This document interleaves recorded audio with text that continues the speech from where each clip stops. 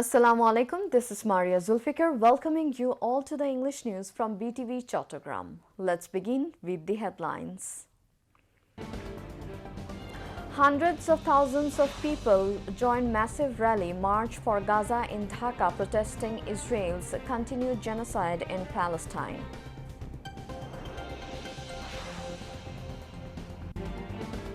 Children and teenagers gather in the capital in unique demonstration to protest against Israeli brutality.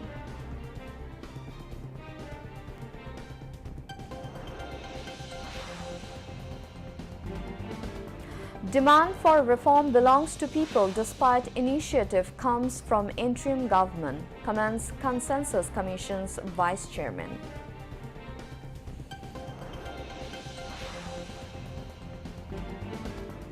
China increases tariffs on U.S. imports to 125%, hitting back duties on Chinese goods to 145%.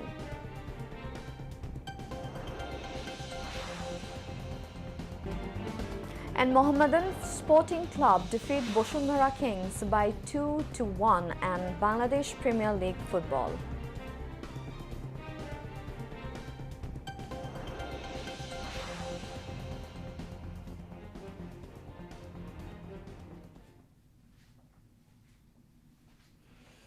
Viewers, those were the headlines. Now moving on to the details. A massive rally dubbed March for Gaza ended in the capital's Sohrawardi Uddan this afternoon protesting Israel's continued genocide in Palestine and expressing solidarity with its people. Hundreds of thousands of people from across the country participated in the rally organized by Palestine Solidarity Movement Bangladesh. Although the mass gathering was scheduled to begin at 3 p.m. Processions, large and small, had been arriving from Shahbag, Doel Chottor and Nilkhet among other directions since morning. Carrying both the national flag and the Palestinian flag, participants were converging on Sohrawardi Uddan with a unified goal to express solidarity with the Gaza people, build global public opinion and raise their voices in favor of humanitarian values. The crowd chanted repeatedly, "Free, free Palestine," while leaders from various political parties took the stage to express their solidarity with the event. Baitul Mukarram National Mosque Khatib Muhammad Abdul Malik presided over the rally. Initially, the Palestine Solidarity Movement had announced the rally would be held at Manik Mia Avenue. However, the venue was later shifted to Sohrawardi Uddan. In protest against Israeli brutality, a unique demonstration took place today at Shahbag in the capital, where children and ordinary citizens took part. Despite the scorching midday sun, children and teenagers gathered, some holding placards reading "Stop Killing in Gaza," others with "Free Palestine." Even the children marching understood that Palestinian children are facing death.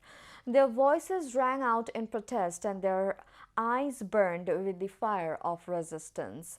Through this symbolic procession, the organizers called upon the global conscience to wake up. The children's heartfelt protests left a mark on people of all ages. At a time when the world remains silent, it is the voices of children that echo the message of humanity. The scene at Shahbag served as a powerful reminder that the language of protest knows no. Bangladesh Samajtantrik Dal Jashod today submitted its opinions on reform proposals to the National Consensus Commission.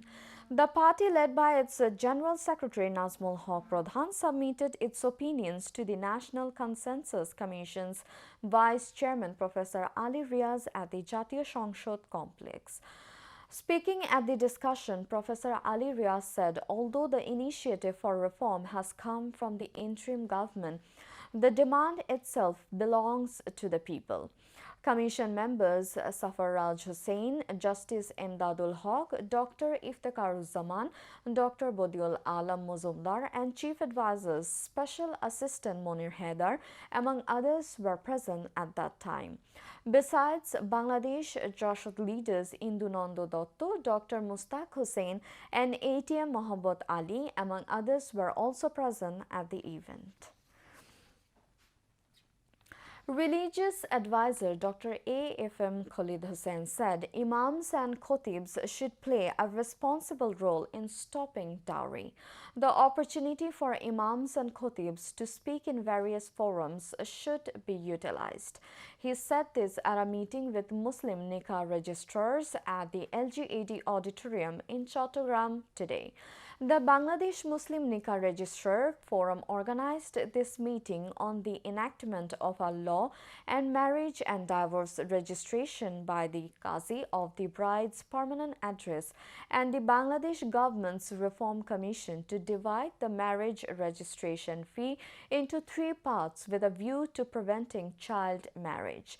The advisor said giving and taking dowry is a crime and it is a curse for the society. Banners and festoons with such slogans will not achieve the desired results.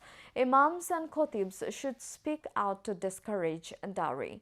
The president of the forum, Qazi Syed Muhammad Abu Said, presided over, while additional district magistrate Mahbubul Haq, LGED executive engineer Muhammad Hassan, and all leaders of the Bangladesh Muslim Nikah Registrar Forum, among others, addressed the occasion. A commemorative meeting of Ustad Mihir Lala and the unveiling of the Sharonne was organized at the Chattogram Press Club auditorium this afternoon. Chattogram City Mayor Dr. Shahadat Hussain was present as the chief guest on the occasion. Pandit Asit Kumar De inaugurated, while Dainik Azadi editor M.A. Malik was present as the chief discussant and Ustad Captain Azizul Islam as the honorable speaker in the program. Educationist Professor Rita Dotto, along with the musicians and cultural personalities, addressed the occasion. The speaker said the musical talent of Ustad Mihir Lala was unparalleled. He also achieved mastery in classical music, Robindra Songit and Nozrul Songit. His students have now enriched the music industry of Chattogram and the country. Before and after the discussion program, students and teachers of Surendra Songit Vidyapith remembered this talented artist by paying tribute through the melodious sound of music.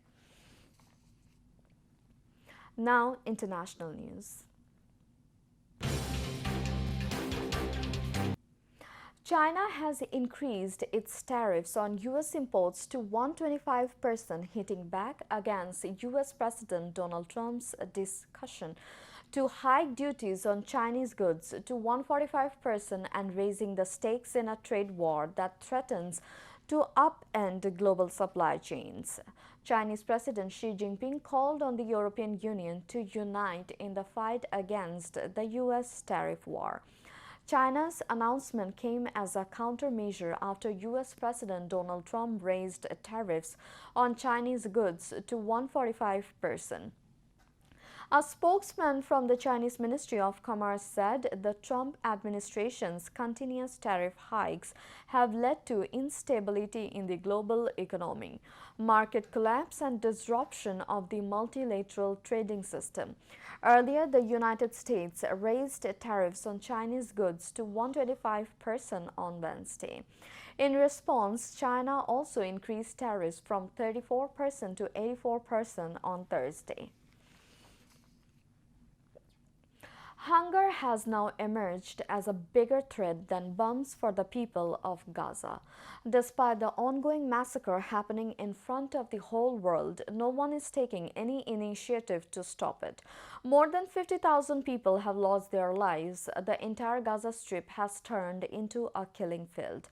Violating the ceasefire agreement brokered by Egypt and Qatar, Israel has resumed its attacks. The Israeli forces are reportedly stopping ambulances and cold-bloodedly shooting doctors and patients.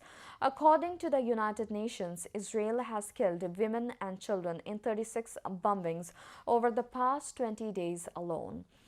The Israeli military is ordering evacuations from areas they call buffer zones or combat zones, but people are being killed even while fleeing from those areas. Rescuers are also being targeted and killed. The UN Secretary General has said that Gaza has now become a massive killing field. For over a month, Israel has not allowed a single drop of aid into Gaza. In a region where people entirely depend on aid, Israel has pushed this vast population towards starvation, leading to an extreme famine in Gaza. Meanwhile, protests against the brutality in Gaza are intensifying across the world. Delegates from the United States and Iran are set to begin nuclear negotiations in the Omani capital Muscat as US President Donald Trump again warned Tehran of military action if a deal is not reached. On board Air Force One on his way to Florida on Friday night, Trump told the reporters that he wanted Iran to be a wonderful, great, happy country, but they can't have a nuclear weapon. White House Press Secretary Caroline Leavitt also reiterated a refrain favored by the Trump administration, saying there will be all hell to pay if the president's demands are not met.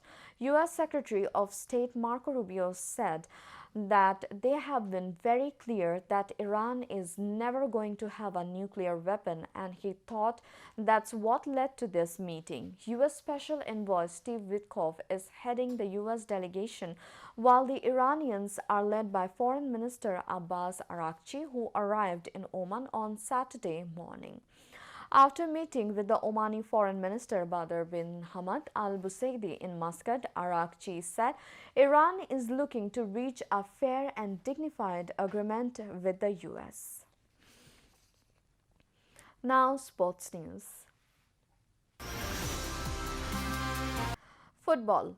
Mohammedan Sporting Club defeated Bosundhara Kings by 2-1 in Bangladesh Premier League football held at Bosundhara Kings Arena. Mohammedan Sporting Club is at the top of the table with 30 points from 11 matches. Meanwhile, Dhaka Abohani Limited thrashed Dhaka Wanderers by 4-1 goal, and Brothers Union lost to Forties FC by 2-0.